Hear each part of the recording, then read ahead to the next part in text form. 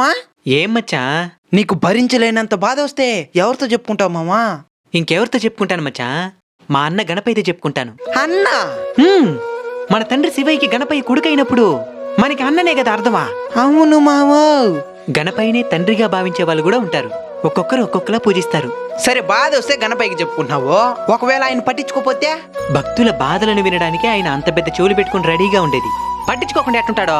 ఖచ్చితంగా పట్టించుకుంటాడు మామా. ఒకవేళ పట్టించుకోలేదు అనుకోమంటున్నాను, అప్పుడు ఎవరికి చెప్పుకుంటావో? మా రెండో అన్న సుబ్రహ్మణ్యుడికి చెప్పుకుంటాను. ఒకవేళ ఆయన కూడా పట్టించుకోలేదంటే? ఆయన భక్తుల దాకా సమస్య రావాలంటే ఆయన వేలాయుధాన్ని దాటుకొని రావాలా? పట్టించుకోకుండా ఎట్టుంటాడో? అయ్యో మామా, పట్టించుకోలేదు అనుకోమంటున్నాను, అప్పుడు ఎవరికి చెప్పుకుంటావో?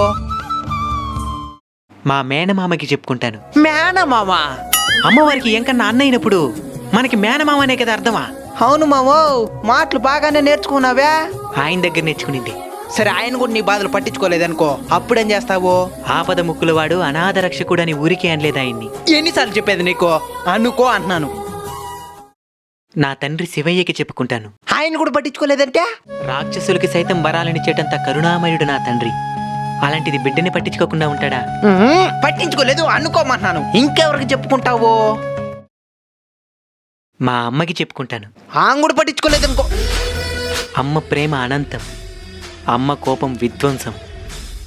బిడ్డ బాధపడుతుంటే తండ్రైనా ఒక క్షణం ఆలస్యం చేస్తాడేమో గాని తల్లి అరక్షణం కూడా ఆలస్యం చేయదు. కరుణతో కంటికి రెప్పలా కాపాడుకునేది ఆమె, ఖాళీగా మారి కాలాన్ని సైతం మింగేసేది ఆమె. అందుకే పెద్దలంటారు, అమ్మదై ఉంటే అన్నీ ఉన్నట్టే.